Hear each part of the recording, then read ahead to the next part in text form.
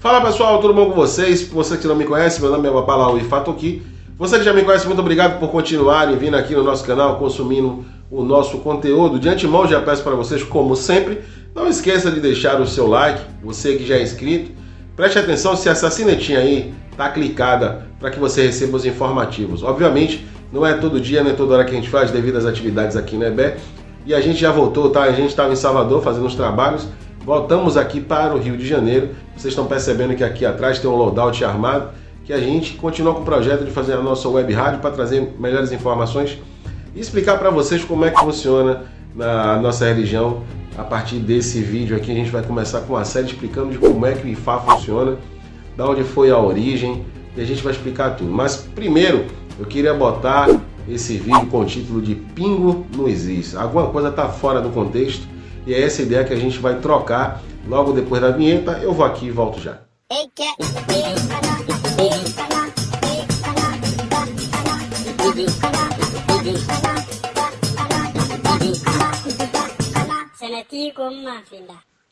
Muito bem, senhoras e senhores. Todas e qualquer religiões, elas têm um ponto de partida.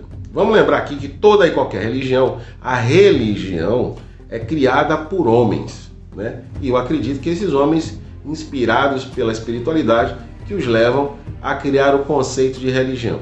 Primeiro a gente tem que aprender a dividir duas coisas: o que é Estado e o que é Igreja. Estado, né, é tudo que nos engloba quanto cidadãos de bem, né, e pessoas que estão à margem da sociedade. Daí vem esse nome de marginal, que ela está à margem daquilo que é um contexto para que todo mundo viva em harmonia.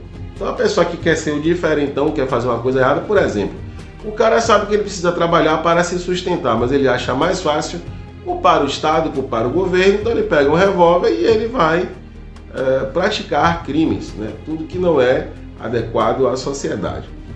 Perceba que, enquanto contexto social, vários grupos estão se movimentando, exigindo respeito e às vezes exigindo coisas que a gente até nem compreende, como por exemplo a utilização de termos que sejam sui generis, ou melhor dizendo, termos que sejam nulos, como ilo, ela, ou seja, vamos assassinar a língua portuguesa em detrimento ao bem-estar psicológico de alguém que eu não consigo compreender. Mas esse assunto a gente vai falando de acordo com os outros vídeos. Primeiro eu quero deixar bem claro para vocês o que eu estou trazendo aqui. Esse conteúdo de hoje não é nenhum conteúdo homofóbico, e sim um conteúdo religioso, porque eu já digo e repito, eu sou um sacerdote, eu estudo para o sacerdócio, eu vivo do sacerdócio, então não teria a menor coerência se eu, Babalaô, fizesse uma do tiozão do pavê. Se é para ver ou para comer, o que eu acho errado, que legal, na casa dos outros pode, na minha não. Gente, vamos entrar no contexto aqui. Primeiro, eu quero que vocês entendam o princípio básico da religião, ok? Enquanto a sociedade tem vários grupos, esses grupos brigam para se manterem no poder, ou brigam dizendo que um está errado, que o outro está errado, a religião em si, ela parte de um foro muito pessoal de cada pessoa. Por exemplo, né? Eu iniciei a minha vida religiosa em 1997, um pouco antes de eu entrar para o exército.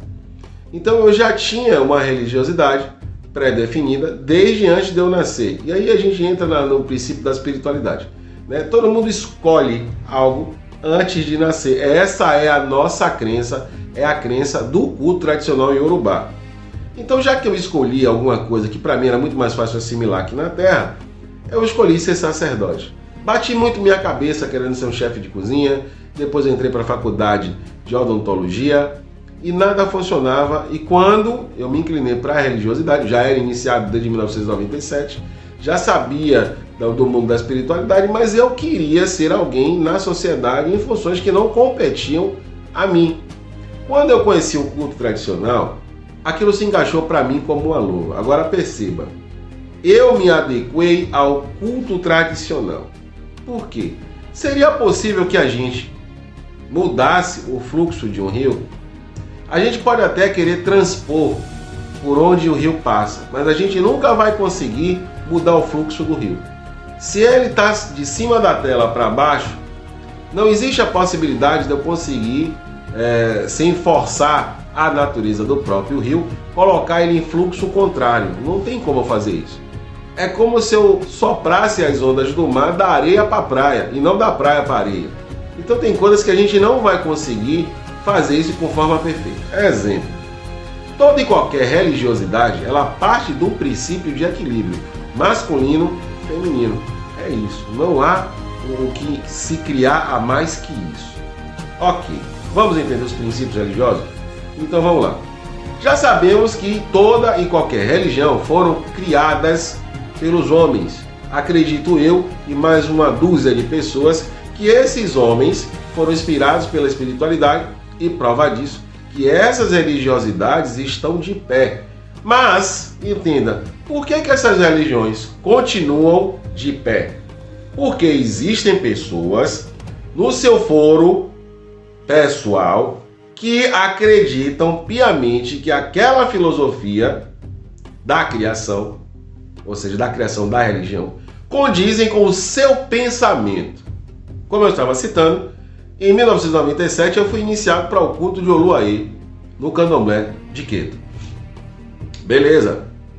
Passei muito tempo no Candomblé e algo me incomodava, porque o Candomblé que eu aprendi era de um jeito, existia respeitabilidade, não se discutia com seus mais velhos, mas o seu pensamento, ele não era preso nem amarrado a nada, você tinha direito de pensar. E por forma de respeito, a gente não externava para o nosso mais velho. Quando eu comecei a perceber que o Candomblé já não me completava mais, o meu âmago, a minha vontade de aprender mais, me levou para um outro lugar, que foi o culto tradicional. Quando eu adentrei ao culto tradicional e comecei a entender o que era, como era, da onde veio, por que aquele fundamento era daquele jeito, porque tudo que eu era colocado a fazer, recebia uma explicação por que eu estava fazendo. Então todos os atos que eu passei dentro do culto tradicional me foram explicados. É a obrigação do Babalaô passar informação para quem vai ser iniciado, ou quem está fazendo algum ebó, algum ato, tudo isso é informado. Pelo menos aqui na minha casa, no Ebé Faiolá, na casa de Exu, é assim que funciona. Era assim na casa onde me treinaram. Foi assim aonde eu fui iniciado. Era assim que funcionava. E assim eu passo esse conhecimento. Não que o meu conhecimento seja o melhor do que o de ninguém, mas assim eu fui criado dentro do culto tradicional. Perceba, aí as pessoas falam o seguinte: quando eu quero me justificar, quando eu quero alegar alguma coisa errada do meu caráter, da minha conduta, eu vou ficar inventando desculpa aonde não tem. Vou dar um exemplo aqui simples. Se no culto tradicional o ebó é composto de água, gindendê, mel e um ecó, é aquilo que vai no ebó. Ah, mas fulano pagou não sei o que, tem que inventar um carnaval, bota um balaio, bota um peru, bota um pato, bota um pombo. Aquilo ali pode até ir no ebó, mas não vai ter efeito nenhum, porque o ebó que está saindo no Odu é simplesmente gindendê, mel e um ecó. É aquilo que vai fazer o efeito. As pessoas ficam enfeitando.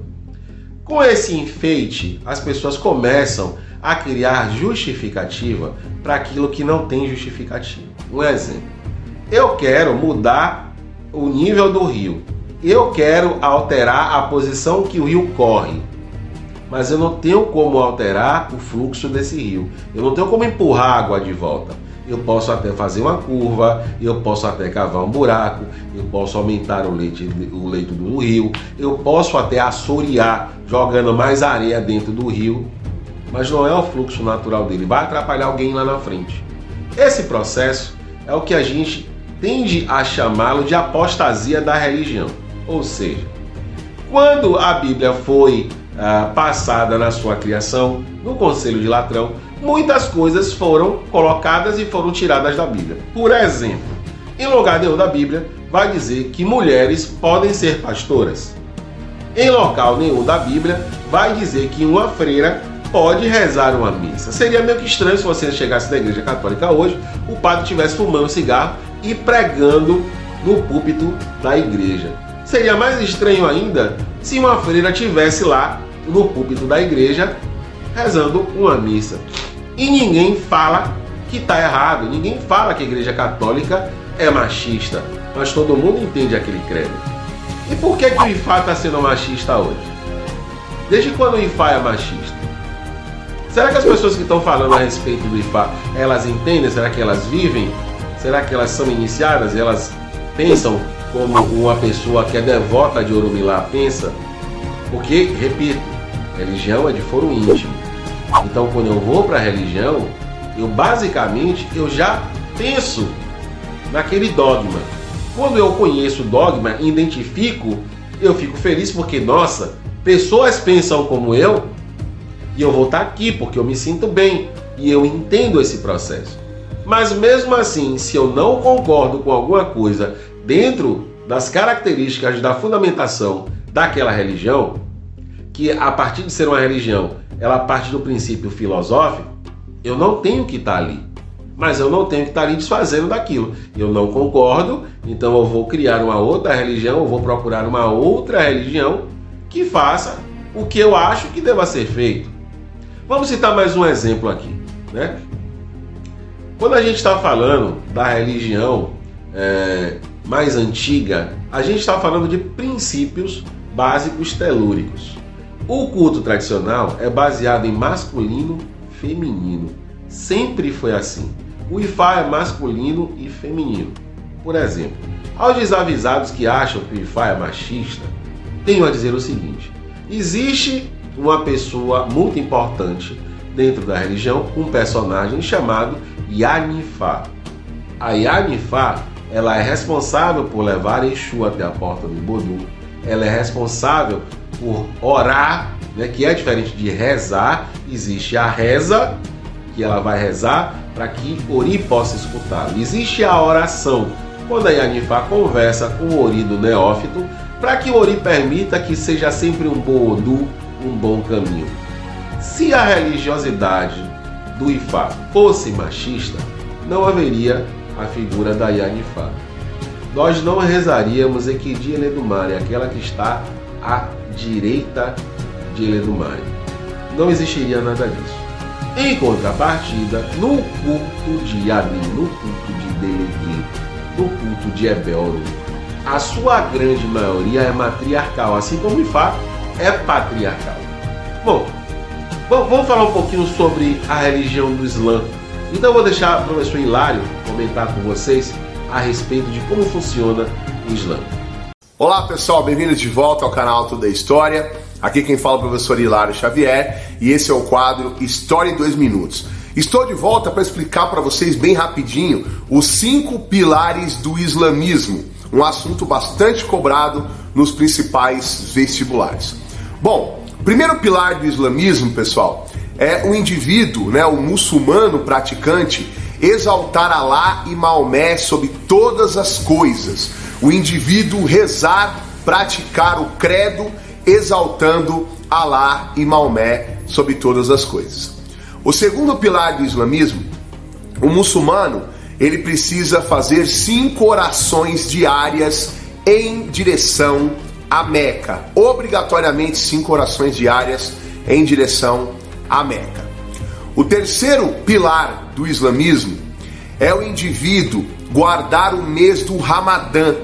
O Ramadã é um feriado sagrado onde o indivíduo pratica o jejum e também uma série de outras privações, como relações sexuais, etc. E ocorre no 9º mês do calendário islâmico.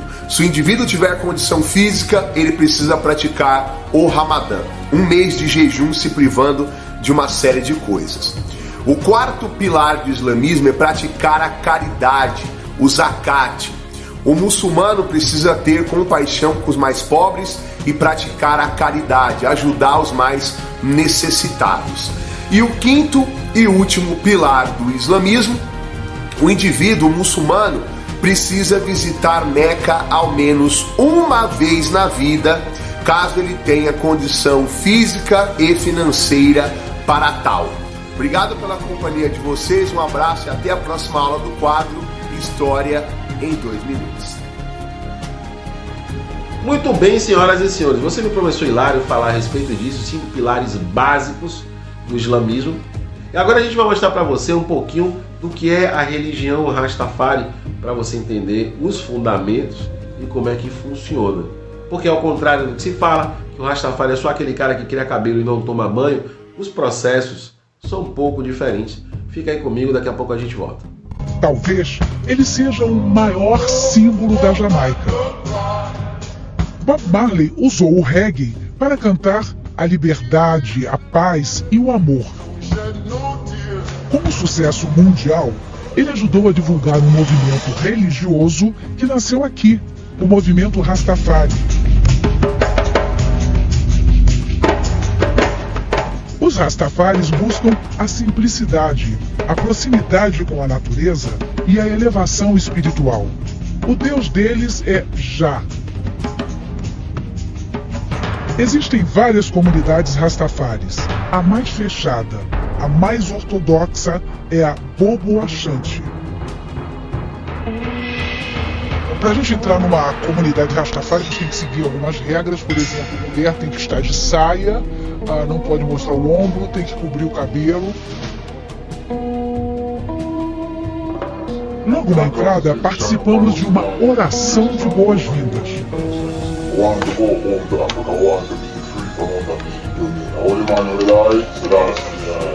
Essa comunidade radical não se considera jamaicana, não. Eles acreditam viver num território independente e, por isso, não seguem as leis do país. Os Rastafaris sonham em voltar à África, que eles respeitam como a terra-mãe. Ali é a cozinha, onde eles preparam as refeições, mas nós que não somos Rastafaris não podemos entrar ali dentro.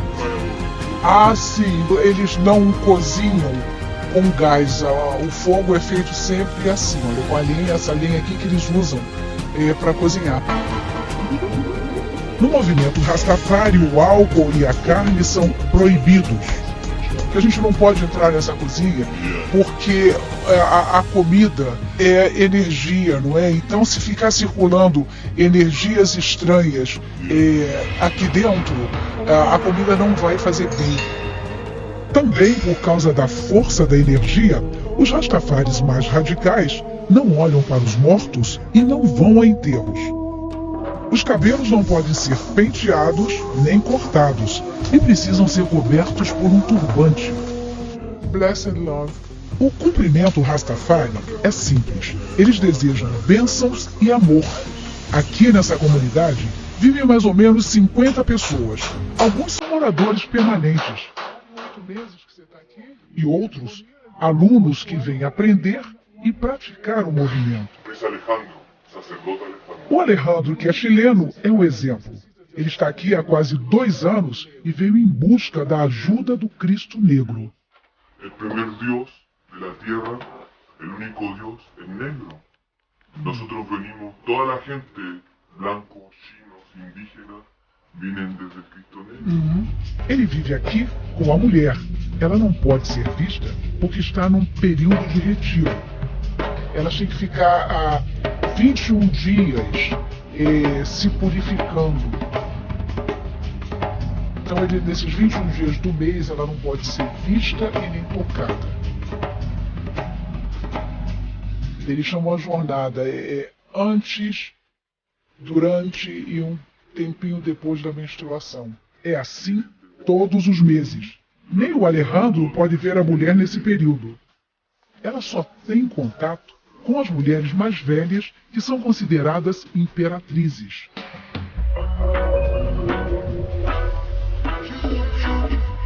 Outra tradição do movimento Rastafari é o uso da ganja, que é como eles chamam a maconha aqui. A Beverly sempre fuma um cigarro de maconha enquanto trabalha. Ela explica que a ganja ajuda a limpar a mente e estimula a meditação.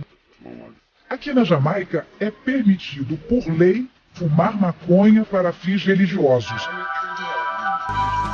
A ganja é usada em muitos rituais rastafaris.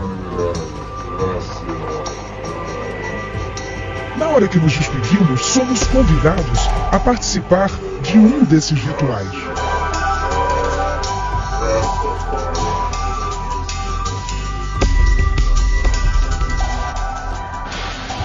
Só que participar significa também fumar um cachimbo gigante junto com os Rastafaris. Olha, eles estão querendo que eu prove isso também. Eu não sei fazer essa oração, essa prece, mas eles querem que eu tente recusar, nem pensar. Seria um desrespeito à tradição.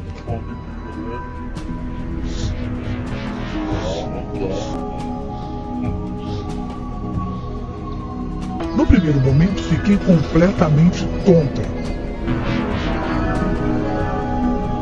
Para quem não está acostumado, é preciso tempo para entender. Uau!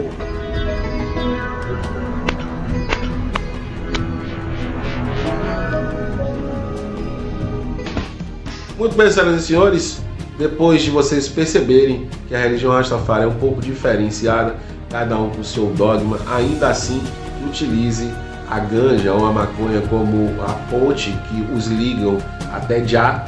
Perceba que eles têm uma seriedade, eles têm uma forma de enxergar a vida, e o costume deles, esse dogma, veio desde a fundação da religião. Essa religião, repito, vem de uma filosofia pessoal de cada adepto. Ou seja, eu não posso misturar o que é sociedade com igreja. Sociedade é o Estado. A igreja não é reguladora de nada. A igreja, ela prega o dogma pessoal. O que a igreja prega o tempo inteiro, que é citado, é a melhoria do ser humano quanto pessoa, quanto espiritual. Não é porque a sociedade está dizendo, é trans, é bi, é hétero, que a religião tem que aceitar. Não é assim que funciona. O princípio básico é religioso. Do culto tradicional, do culto do Islã, do pessoal que cultua o Rastafari, da Igreja Católica, todas as religiões, masculino, feminino. Levando em conta, só para lembrar para vocês, a presença da Anifá é tão importante que em determinado momento dentro do Ibodu, o equilíbrio deve ser mantido. Tem que existir a figura feminina e a figura masculina.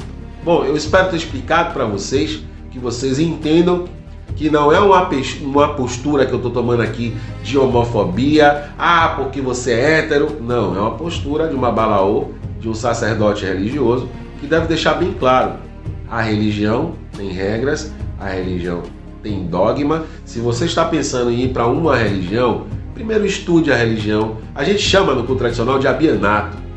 Então venha para a casa do babalaô, aprenda, perceba se o babalaô pensa como você, se a filosofia de vida do babalaô condiz com a sua filosofia de vida. Caso isso combine, permaneça na casa do seu sacerdote. Não combina, se você tem inclinação para a espiritualidade, procura a casa de outro babalaô, conversa com ele, busca informações. Hoje em dia é tão simples. Vai no Facebook, vai no YouTube, procura saber quem é a pessoa. O fato de se gravar um vídeo não quer dizer que a pessoa é daquele jeito. Então a melhor recomendação que eu posso dar para vocês: vão, conheçam, trocam ideia, passam um dia na casa do babalaô, né? Trocam ideia com ele, conhece a esposa dele, a Anifá, conversa com o pessoal da comunidade e vê se vale a pena estar nessa religião.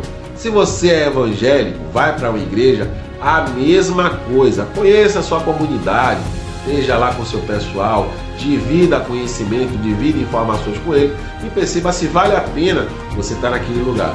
Até porque a religião é para trazer equilíbrio, trazer paz e trazer tranquilidade para a nossa vida. Muito obrigado, pessoas. Eu espero que tenha ajudado pessoas que estão na dúvida. No próximo vídeo a gente vai comentar, né, sobre os fundamentos do culto tradicional iorubá, mais precisamente sobre o culto de Orumilá, quais suas funções, qual o papel de cada pessoa na religião.